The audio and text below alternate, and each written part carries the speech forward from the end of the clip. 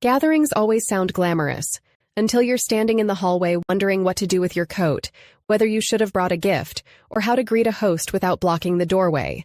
High class, in that moment, doesn't feel like champagne and laughter. It feels like survival. The truth is, refined gatherings are full of invisible rules. Break them, and you look careless. Master them, and you glide through the evening as if you were born to it. Today, I'll show you the practical tricks that make the difference, from what to wear and how to arrive, to the small gestures that hosts and guests always remember. Let's begin. Preparation is half the battle.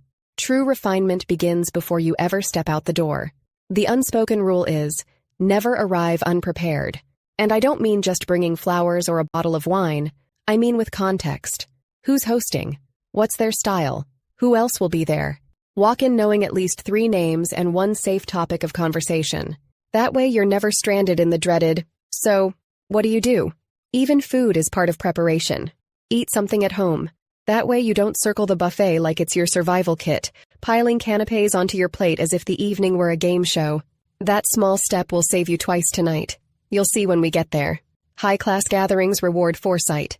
The less you scramble in the moment, the more polished you look. The arrival test. Coats, shoes, and hosts. The moment you step inside sets the tone, not because of a dramatic entrance, but because of small, invisible choices. First, coats. Don't cling to it like you're waiting for the train. In refined settings, coats and scarves belong in the cloakroom or neatly on a rack. Holding on to them signals you don't plan to stay, or worse, that you don't trust the place. Second, shoes. In autumn and winter, insiders know to arrive in boots and change discreetly into polished shoes once inside. Mud, salt, or slush on your heels can ruin the illusion of elegance instantly. A slim shoe bag tucked under your arm? A quiet but powerful trick. And finally, the host. Before you greet anyone else, greet the person who invited you. Don't beeline for the bar. Don't dive into the crowd. A simple, sincere, "Thank you for having me. It looks wonderful," is worth more than a dozen compliments later. As for gifts, yes, but thoughtful. Wine is fine. Flowers should arrive in a vase or already arranged. No host wants to abandon guests to trim stems in the kitchen. Dressing for the room, not the runway. High-class style isn't about fantasy. It's about fit, with the setting, the season, and the company. If it's a countryside dinner, don't show up in sequins that belong under a disco ball. If it's black tie, don't argue with the dress code. It exists for a reason. The polished know this. The right outfit doesn't scream. It blends, softly signaling, "I understood the assignment." That's why you'll never see them shivering in strapless gowns in December, or wobbling through a garden party in stilettos designed for a marble floor. The real misstep isn't just overdressing. It's underdressing. The guest in sneakers at a candlelit soiree, looking like they wandered in from a football match. Resetting your mood before you enter. Now, here's where most people go wrong. Picture this. You've fought traffic, yelled instructions to the babysitter, and applied eyeliner in the rearview mirror while dictating a message to your colleague. You pull up to the soiree still wrapped in chaos. Stress isn't just in your voice. It's hanging on you like a second coat. The rule? Don't bring it in. Take 1 minute in the car before you step out. Breathe. Smooth your hair. Reset. Arrive looking calm, even if the last hour was anything but. Because if you rush in flustered, no matter how well dressed you are, you'll still look like your mascara was applied at 50 miles an hour. The drinks trap. Here's the quiet truth about alcohol. It exposes people faster than anything else. 1 too many glasses and even the most elegant guest becomes a spectacle. Sip slowly, alternate with water, and never let your glass stay empty long enough that a host feels compelled to keep topping you up. And this is where eating at home saves you the first time. Alcohol doesn't hit as hard when you have a base. I learned this the hard way. Once we were visiting a friend whose wife usually keeps him on the strictest leash. That night he was overjoyed, finally free from driving duties, and poured the wine with such enthusiasm that we all matched his pace. By the end, it wasn't just his joy spilling over. Let's just say the entire table ended up calling in sick the next day. That's why polished gatherings are never drinking competitions. The point isn't to be the last person hunting for the open bottle.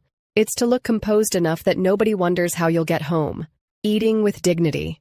Have you ever seen someone attempt to balance a canapé, a glass, a napkin, and a conversation all at once?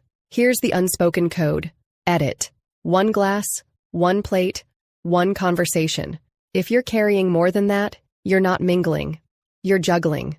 And trust me, nothing says rookie faster than dropping a prawn on the host's Persian rug. And don't even get me started on eating while walking. Nobody has ever looked graceful chewing puff pastry mid-stride. It's like trying to hold a conversation while wrestling a pastry. And the pastry always wins. There's also the silent geography test at seated dinners. Bread is always to the left, drink to the right. Simple, but watch people get it wrong and suddenly they're buttering the neighbor's roll or sipping from someone else's glass. And remember, this is not your 30-minute office lunch break. No one's racing against the clock. Pace is everything. In fact, this is the second time you'll be glad you didn't show up starving. Because trying to demolish a 3-course meal like you've just escaped captivity? Not chic. The refined know this. Meals at gatherings aren't meant to look like survival challenges. They're pauses.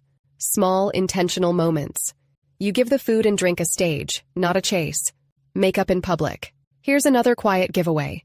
The table, the sofa, or worse, a hallway mirror is not the place to redo your lipstick. Fixing your face outside the bathroom tells everyone you care more about the performance of being seen than the discretion of being polished. Discreet guests disappear briefly, return refreshed, and no one saw the transition. That's the entire art. The conversation test. This is where people are silently ranked. Talk too much about yourself, and you seem self-involved. Fade too much into the background, and you're forgettable. The elegant balance? Ask questions, listen carefully, and bring others into the circle. And here's the real test. Including the guest no one else notices. The overlooked person often turns out to be the most interesting in the room. Conversation is less about being clever, and more about making others feel worth speaking to. The exit impression. Many guests think the gathering ends once dessert is cleared. It doesn't. And never ghost the host. Slipping out unnoticed doesn't make you mysterious. Thank the host directly, make eye contact, and mention one specific thing you enjoyed. The atmosphere, the menu, or even the music.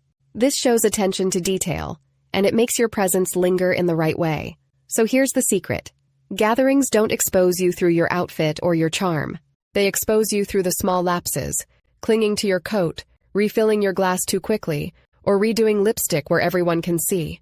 Master the quiet details, and you don't just survive high-class gatherings. You glide through them, leaving the impression that you've known the rules all along. What about you? Have you ever spotted a guest breaking one of these unspoken rules? Share your story in the comments. I'd love to know which detail stood out most. And while you're here, remember to like, subscribe, and check my curated favorites in my Amazon storefront below. As always, stay classy, manners matter.